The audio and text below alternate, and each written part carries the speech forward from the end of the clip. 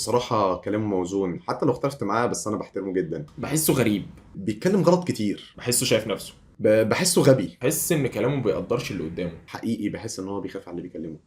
جاهل ومريض نفسي. المواضيع كلها بيكبرها، هو لسه صغير على الكلام اللي هو بيقوله ده. بصراحه انا دول 4 أشخاص، محمد وبودة وأبو عوف وعزيز، كلهم بيقولوا رأيهم على شخص واحد. هنسمي الشخص ده عمر. محمد مثلا شخص بيفهم، فشايف إن عمر شخص محترم، لأن عمر بيتكلم كلام عقلاني، حتى لو اختلف معاه هيبقى نقد بناء مش هدام تمام. لكن واحد زي بودة شايف ان كلام عمر كلام معقد، لان بودة شخص تافه وعنده انه يتكلم عن الحب او البنات او الارتباط اسهل له 100 مره من الكلام عن الدين والعلم والوعي. انما بعوف شايف ان عمر كلامه غلط، لانه شخص جاهل، مقياسه للصح والغلط مش الدين والعقل والاحتكام والمنطق والقياس، انما مبادئ قياسه للصح والغلط العادات والبيئه المحيطه والتقاليد. واخيرا عزيز شايف ان عمر شايف نفسه، لان عزيز شخص متكبر عاش في بيئه مشحونه كلها انتقادات ومقارنات، فكبر وعنده شعور بالنقص، فدايما حاسس ان الناس كلها ضده وبتتعالى عليه. كل واحد منهم بيشوف عمر على حسب شخصيته وعلى حسب فهمه لكلام عمر. حاول تعمل الصح وخلاص، والصح ده مش هيكون مقياسه الناس، هيبقى مقياسه اسلامك.